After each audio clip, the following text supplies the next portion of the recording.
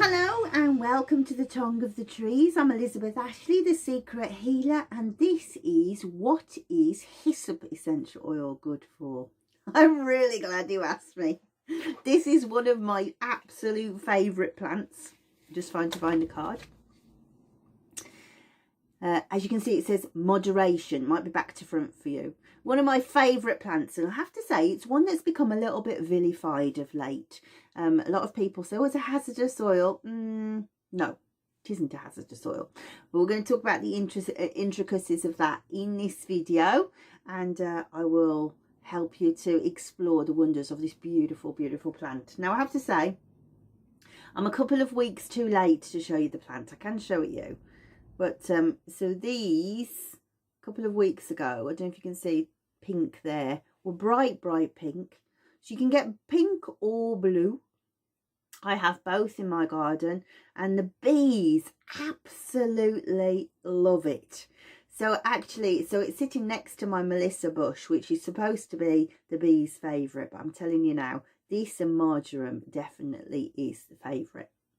So if we break the leaf, we can smell this beautiful sort of earthy, aniseedy kind of, it's beautiful.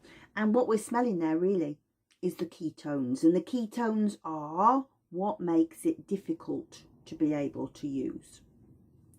So on the market, there are two different types of hyssop. And if it's an oil that you want to experiment with, just get very clear on which ones they are. So we'll talk about it more in depth in the next video, but we have Hyssopus officinalis, which is the Latin name, CT pinocampone, which is the normal one. Then we also have Hyssopus officinalis var decumbens CT linalool. In other words, it's high in linalool. This percentage shift towards linalool means that it's lower in the ketones, and the ketones are what are difficult to be able to use. So now you know that. We'll come back to it in a little while, but I want to talk to you about, I'm becoming more and more against this idea of this essential oil over this essential oil. I'm more interested in, I guess it's a shamanic idea of what the plant knows, what the hyssop plant knows. So it's a bit like what the human knows. So there will be different people who know more about it, but they'll have an idea of how to ruin the planet, for example. So the wisdom of the hyssop definitely comes from its action on the mind and how it gives us beautiful mental clarity. And we'll talk about that in the second video. If you don't know about that, look in the description below, and you'll see there's a link to my website where there is a more in-depth video where we talk about the emotional, the mental, the spiritual aspects of the essential oil. Relevantly on this one, we talk about the safety and also how to blend it. What hyssop essential oil knows about, and actually what the hyssop plant knows about, because we would use the plant as a tea, for example, is chest infections and catarrh and breathing difficulties and sore throats. So where this magic comes from is those ketones I was talking about. If you've ever come across Oshadi essential oils, the gentleman who owns it is a man who knows a great deal about the metaphysical aspects of the essential oils. His name is Dr. Malte Hosel. And he talks about ketones as the disincarnators.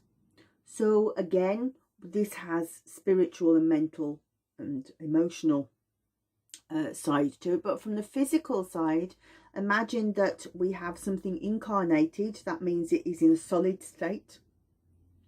And as we disincarnate it, it relaxes it and makes it more fluid. So think about that in terms of catarrh. We have all this chest congestion, and then the ketones come along and they relax them and let it flow away. When we have scarring in particular is extremely well adapted to ketones. The ketones disincarnate the scar tissue, soften it and reduce it down. Phlegm, any kind of time when you've got this solid build up and you think, oh, I cannot breathe, then we would use hyssop. The ketones though will not be helpful if somebody has high blood pressure, or if they have they can be neurotoxic. My nose is running just thinking, right? They can be neurotoxic. So if somebody has high blood pressure, or if they have epilepsy, or they have any kind of psychiatric disorder where they have experienced paranoia or delusions, or psychosis is the word I'm looking for. So maybe schizophrenia, but kind of delusionary things. We would always be very careful of something that has ketones. Well, why? Think of the disincarnation. It kind of starts to leave the brain and become a little bit more vacuous, a bit more vapid, you know, and it's kind of, I'm not really sure what reality is. We need a concrete reality for those people, don't we? We certainly don't want to be messing with any of the concretion for those people. We want things to be stable and steadfast and reliable. And particularly somebody, again, who has epilepsy, we don't want to mess with any of the electrical currents in their mind. When we're thinking about that then, so this other CT, this var decumbens, CT linalool, that won't do that because that's not as high in ketones. So then that becomes a much safer oil to use for those people. So I find this very difficult to talk about, because I feel like when we get to the emotional and the mental and the spiritual aspects, I'm going to say to you, unless you're one of those people, don't go for var decumbens. It's going to be less so. And likewise, the pinocampone is going to be better for the catarrh. It's going to be better for the phlegm. It's going to be better for the scarring, because it disincarnates. But that goes against everything that the safety boffins will tell you. But think, solid, liquefying it. That is hyssop for you. Very, very simple. Now, it sounds simple, but it doesn't feel simple, does it? Because you're like, I don't know which one to use now, and I've tried to be clear. I've tried to be clear, but to a certain extent, the only person that's going to be able to make that decision is you, based on your own situation. Yeah. But in the recipe hub, I have made it as easily as possible, because we've gone into, I've put lots and lots of different recipes in there, which I'll tell you about in a moment. But each video says, right, if your person has this, we're going to go for this chemotype. And if you have this, or they don't have that, then we're going for this chemotype. And for this condition, this chemotype will be better. And this condition, this chemotype will be better. So that's laid out as clearly as I possibly can in the recipe hub, right? And each video has how I would blend the whole recipe with other essential oils, what the safety is of all of the essential oils combined, correct dilutions, etc, etc, etc. So this month we have put in, for hyssop, I should say this week, I have done a recipe for asthma. So if you suffer from asthma, hyssop is tremendous, but which one is right for you, and what would you mix it with, and how would you use it? That's that's in the recipe hub. Likewise, my old darling, bronchitis. Those of you who have acute or chronic bronchitis, tremendous. Likewise, if you suffer from COPD, fantastic, fantastic oil, and there's recipes in there that will help you with that. How do you use it for a sore throat? Well, I'll cut to the chase and say I would gargle it, and I would also make a little oil that goes on my throat. But again, we're going to talk about that in the recipe more in depth. I think there's about, the video is probably about 7 to 10 minutes talking about, right, you've got a sore throat, let's talk it through it. Let's work about all the things I would know about that sore throat and look at it from that point of view. Then we've got a recipe for coughs. Then we have a recipe for sweating. If you're somebody who sweats a lot, then we can be helpful for that.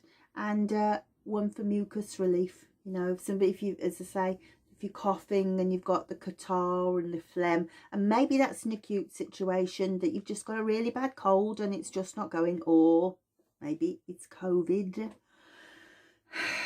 And we have this rattle that never goes away. Hyssop is very useful.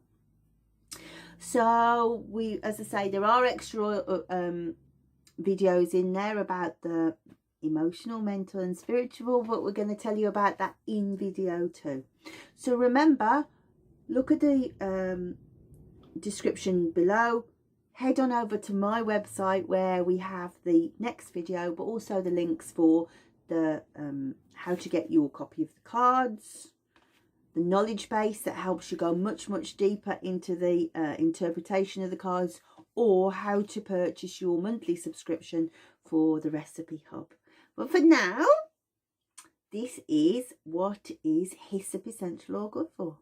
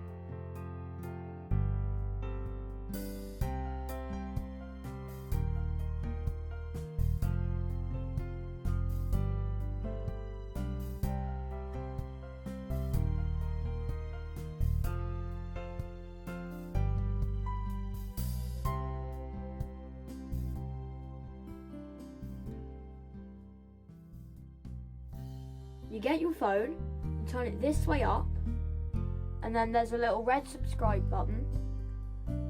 Turn it grey by clicking it, and then there's a little bell. Click that and press all at the bottom of your phone or tablet or computer.